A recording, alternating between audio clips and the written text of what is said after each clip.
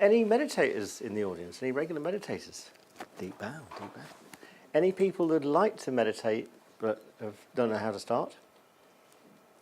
Any people who think it's a complete waste of time? Well, actually, I was one of those that thought it was a complete waste of time. I was in my mid-40s. I just sold my second £1 million business, and I was as stressed out as anybody. And someone said to me, "You look really, really haggard. Learn to meditate." And my response to that was, "Well, I can't. I'm a busy guy. One, I haven't got time, and two, I can't switch my mind off. I've got this really overactive engineering-y mind." I was in high tech at the time, but I persisted, and I learned how to meditate. And I learned something really quickly, which is one of the first reasons it's madness not to meditate, is I became more chilled out and a nicer person to be around. And not quite so stressed, so that's why it's the first madness not to meditate. But kind of weird things happened. On the days that I meditated, I got more things done. I found I was more creative, more productive, got more things done. So the 10 minutes I spent every morning, I got back in spades. And if I didn't meditate, I found that I had a worse day.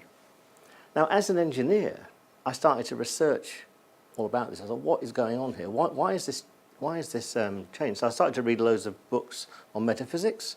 I started to read loads of books on what the neuroscience community thought about it. But there was one book I read that really brought it home to me. And I read something that I had no idea that this was a fact. Because you don't think about it. We don't tend to think, do we, about our thoughts. We get up in the morning and our brain just starts chattering away.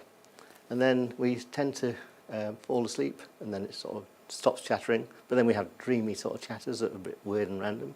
And then we wake up again and the mind starts chattering again. So I read this book. It's called The Self-Aware Universe by a guy called Amit Goswami, a professor of quantum physics.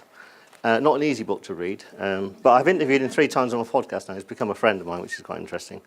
And there's another quantum physicist called David Bohm, and he says here, if we concentrate on the content of a thought, we'd lose sight of the direction in which the thought is heading.